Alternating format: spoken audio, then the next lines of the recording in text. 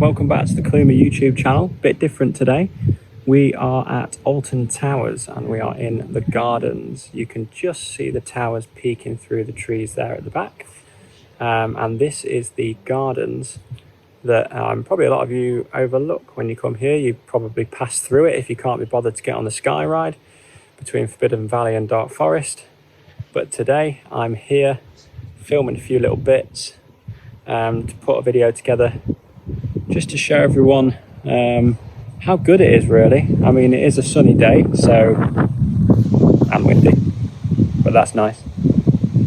But yeah, just thought I'd throw a little video together. I have filmed it all on Instagram story, I'm afraid, so it's the wrong way around. But I thought I'd export it all and put it here on the channel for you to watch. So enjoy this, a different view from Alton Towers. Exciting.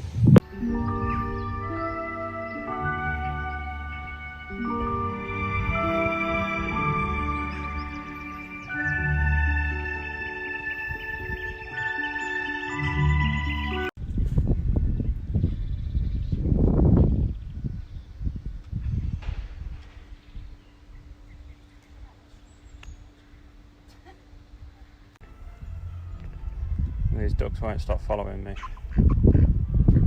probably because they've not seen any guests in ages and they want a cheeseburger. I haven't got one. And we're about to begin our tour of the gardens, so following this path that you've probably never gone down towards the White Bridge, which is the start of the Alton Towers gardens. Here we go, making our way under the White Bridge into these stunning gardens.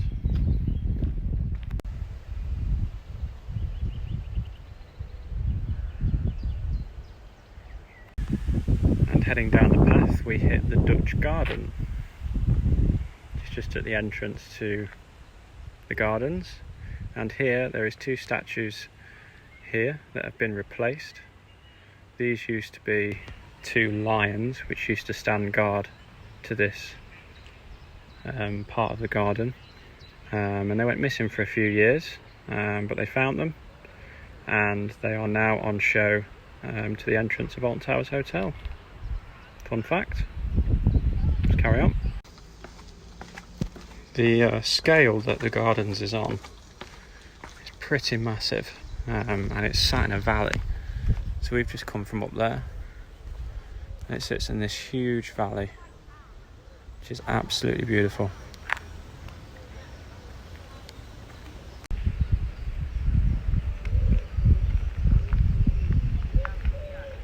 Another massive part of the gardens is the conservatory, which has been restored a couple of years ago.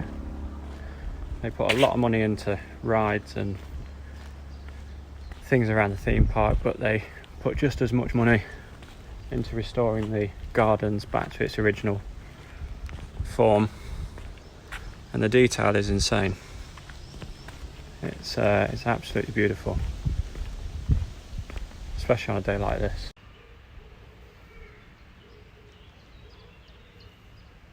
There are also three houses in the gardens. This one, annoyingly, has been covered up, but you can see the chimney there. Why they've done this, I'm not sure. It's a bit of a shame.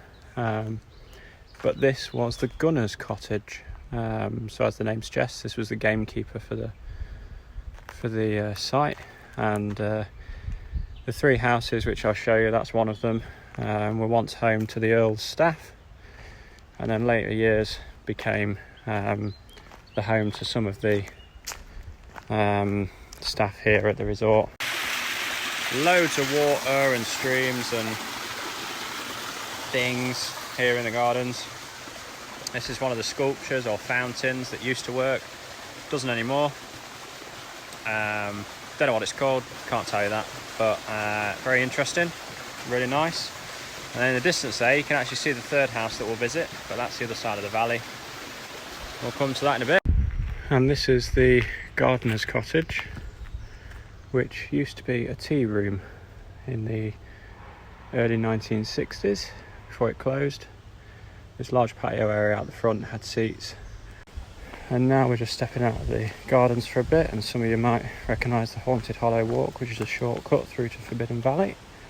That's down that way. But we can continue down here. And we're in Mutiny Bay now. As you can see, you probably recognise this part. But here behind me is a pirate treat cabin, you can just see there.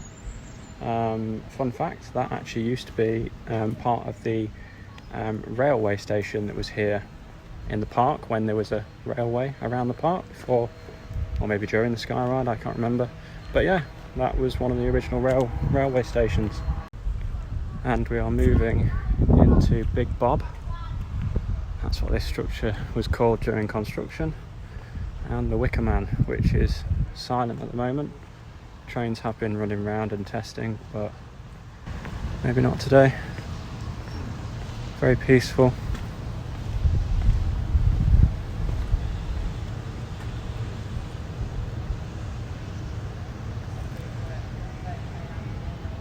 Really, really nice day. It's heating up a little bit, but in the shade it's beautiful. You can always go for a spin. Look at this. Don't look down. Top of the steps here. You can just see the towers peeking through the gap. Some really quirky parts to the park. There's the Sky Ride. All the way over back to Towers Street. Again, lane silent today. It almost looks abandoned. This is quite a cool one. One of these plaques here giving me some more info. Grade 2 listed building. This is the Gothic Prospect Tower, completed in 1824, but it's recently been restored, like last year or something. Again, spent loads of money on it to get it looking right. So again, you know, they don't just spend money on rides and roller coasters. They look after the stuff they've got as well. So if we go over here, an absolutely stunning view of the gardens, conservatory down there, and the towers in the background. Beautiful. If you like walks, the outdoors, gardens, but you hate rides, and you just don't like coming to Alton Towers, hopefully you've got a bit of a glimpse here of what you can just come out for a day and do. Obviously it's just the gardens that are open now, but the theme park opens in July, very soon.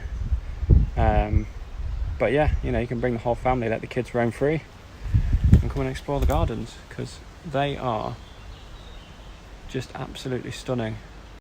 So many little hidden paths and great little spots.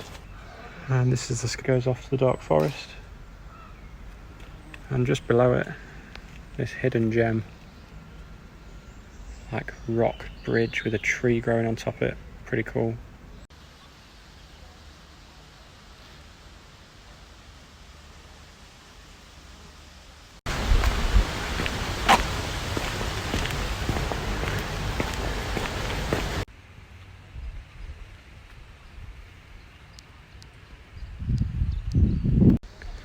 And then we come to this sculpture in a pool. This bit is called La Refuge, and this used to be a Victorian plunge pool for taking cold baths, and it was said that it used to exist in the towers and it was moved here for restoration, so they built this. I would love for a cold plunge pool right now, but probably not in that. And these 10 statues on top of this grade 2 listed building. On the top there are the Colonnade of the Muses, which are 10 characters, and each one represents a different disciplinary. I'll post a screenshot in a minute, but quite interesting. They originally were in the conservatories, I think, and then moved to here.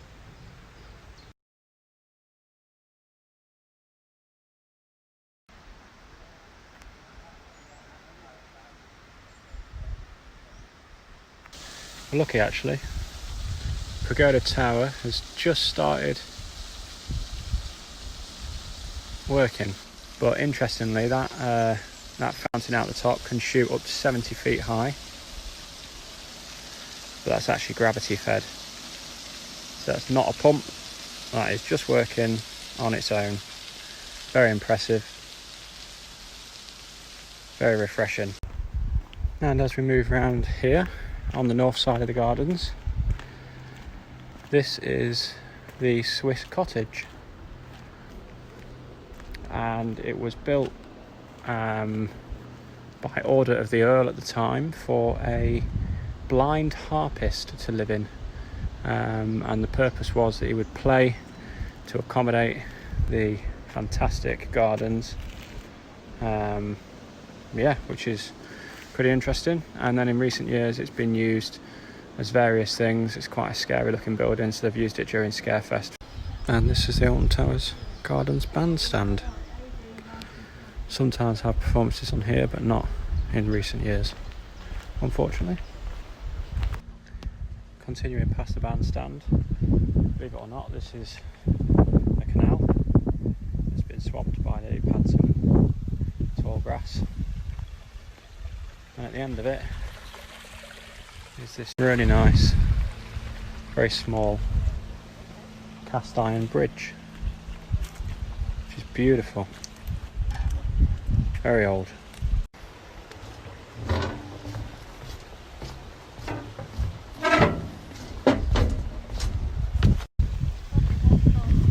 As we cross the stream, beautiful views crossing these stepping stones, trying not to fall in. An incredible view down there. And this is the stream that actually powers the fountain that we saw earlier, and it comes from a nearby boating lake. Fascinating. Nearly ending our day here, just picking out the last few little bits. Absolutely no idea what that is. It's not referenced anywhere. Well, I do. It's a massive pile of rocks in a nice formation. Just taking some of the little back paths to see what else I can find before heading home. Well, some lunch first.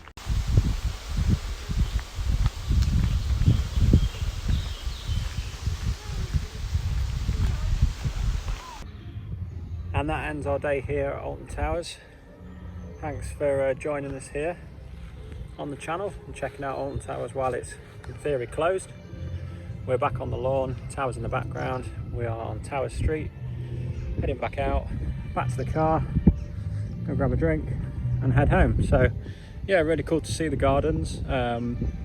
Probably a once in a lifetime opportunity really. I don't know if they'll open them again. They're not usually great at doing stuff like that.